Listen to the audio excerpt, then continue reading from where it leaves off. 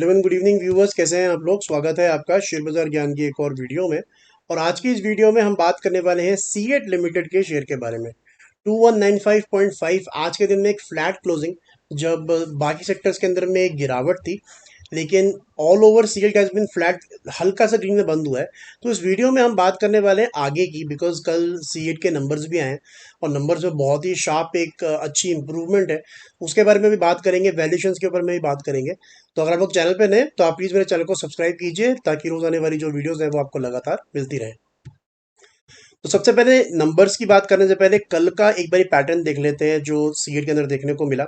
Stock एक gap से open हुआ कल, हालांकि 4.5% ऊपर बंद हुआ है, लेकिन आप यहाँ नोटिस करोगे कि एक रेड कैंडल जो है सीएट के अंदर में बनती नजर आई है। इसके पीछे क्या रीजन है वो भी मैं आपको आगे बताऊंगा, लेकिन सबसे पहले शुरुआत करेंगे रिजल्ट से, और रिजल्ट बहुत ही बढ़िया है।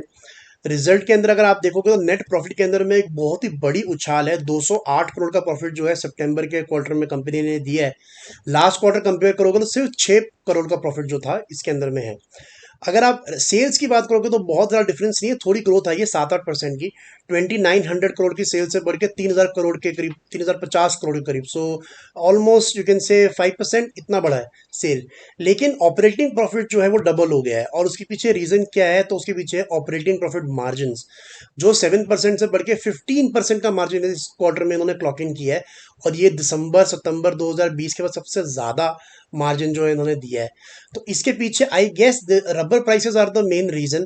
और अगर आप रबर के अंदर में भी देखोगे तो जो क्रूड सस्ता हुआ था उसकी वजह से भी एक इनके अंदर में बूस्ट मिला है। बिकॉज अगर आप एक्सपेंसेस में जाके मटेरियल कॉस्ट निकालोगे तो लास्ट सितंबर मटेरियल कॉस्ट जो 67% तक चला गया था, इस बार दोबारा 57% पे आया, तो 10% उन्होंने वहां बचाया है।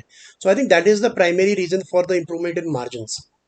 तो सिंपल में शॉर्ट में समझने वाली बात इतनी सी है कि मार्जिन इसलिए इंप्रूव हुए क्योंकि कच्चा तेल सस्ता था, कच्चा तेल सस्ता था तो रबर प्राइसेस सस्ते थे, और इनका जो बाकी रॉ मटेरियल है वो सस्ता हुआ, उसकी वजह से जो नेट प्रॉफिट है उसके अंदर में सुधार देखने को मिला है। So what that does is stock का जो पी रेशियो है ना वो नीचे आ जाता है उससे। अगर आप देखोगे तो इस टाइम में सीएट का जो प्राइस टू अर्निंग है वो 17 के करीब है, जो कि वैल्यूएशन वाइज इसको डिसेंट बना देता है। बिकॉज अगर आप पिछले 10 साल का सीएट का एवरेज पी देखोगे तो 14 के लेवल पे ही मिलता है, और अभी जो इसका पी मल्टीपल है वो 16 के करीब है। So it is not over valued, एकदम वैल्यूएशन के एट पार चल रहा है, हल्का सा वैल्यूएशन से ऊपर है लेकिन एट पार चल रहा है।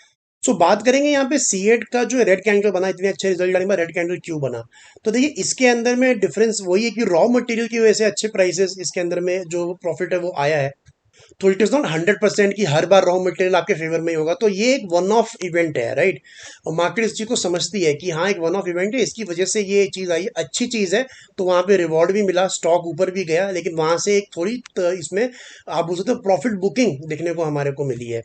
अगर सीएट का चार्ट देखोगे, लॉन्ग टर्म चार्ट, जहां पे वीकली चार्ट की मैं बात करता हूं, तो स्टॉक एक करेक्टिव पैटर्न के अंदर में है, जहां पे 2600-2500 रुपए का इसने जो हाई लगाया है यहाँ पे, उसके बाद से स्टॉक लगातार हर हफ्ते गिर रहा है, धीरे धीरे करके गिर रहा है, लेकिन it is in a corrective pattern. 2600 से अभी 2200 रुपए पे है, 400 रुपए नीचे, तो ऑलमोस्ट 20-25% का फॉल जो है स्टॉक दिखा चुका है। Is the correction over? I don't think so. Because अभी भी अगर आप नोटिस करोगे तो सीएट के अंदर में लगातार एक तरफा गिरावट देखने को मिली है। बट आई डोंट थिंक कि एक ही तरफा आपको यहाँ पे वापस रैली भी देखने को मिलेगा। What will happen in my opinion, या तो सीएट यहाँ से कंसोलिडेशन फेज में जाएगा, जहां पे एक रेंज में जाके ये ट्रेडिंग करेगा, राइट। दूसरा रीजन एक और इसके अंदर में हो सकता है कि एक शॉर्ट टर्म बाउंस बैक देखने को आपको मिले, बिकॉज एक तरफा फॉल देखने को मिला है 2600 से 2100। So the stock might go up till some particular level. अब वो कौन सा लेवल है वो बताना मुश्किल है, बिकॉज सारी की सारी रेड कैंडल्स बनी है। अब रेड कैंडल्स के अंदर में कहीं पे भी रेजिस्टेंस फाइंड करना मुश्किल हो जाता है, बिकॉज आपको सेलिंग पे सेलिंग मिल रही है। और रेजिस्टेंस हमारे को समझ में तब आएगा जब एक आध ग्रीन कैंडल बनेगी और फिर से वो नीचे रेड कैंडल बनाएगा, तो हमें समझ में आएगा कि हाँ पर्टिकुलर इस लेवल पे यहाँ पे रेजिस्टेंस है। So for now I think there might be a bounce back, particularly अगर इस हफ्ते सीएट जो है 2160 के ऊपर में क्लोजिंग देने में कामयाब हो जाता है। ये मैं क्यों कह रहा हूँ 2160 का लेवल, लॉजिक क्या है इसके पीछे। तो लॉजिक बड़ा सिंपल सा है कि जितनी भी रेड कैंडल्स बनी है उनमें से जो लास्ट रेड कैंडल है जो अगस्त सितंबर की है, सितंबर 18 की, वीकली चार्ट की, उसका हाई है 2160। तो अगर 2160 उसके हाई की अगर क्लोजिंग दे देता है ये, तो एक तरफ से आप बोल सकते हो कि जो सेलिंग है एक टाइम के लिए वो खत्म हो गई है इसके अंदर में, एक टाइम के लिए, नॉट परमानेंट। करेक्शन पूरी तरह ओवर नहीं है, लेकिन एक छोटा बाउंस बैक के लिए I think CEAT can be ready. So अगर 2160 के ऊपर एक क्लोजिंग दे देता है तो यहाँ से आपको 3-4-5% का एक बाउंस बैक देखने को मिल सकता है। But I think the selling the entire rally of is not resuming any time soon, because ऐसा मैंने आपको बताया कि करेक्टिंग पैटर्न के अंदर में है। और चार्ट जो हमारे को बता रहे हैं वो ये कि स्ट्रेंथ नहीं है चार्ट्स के ऊपर में, एक एक करेक्शन में है।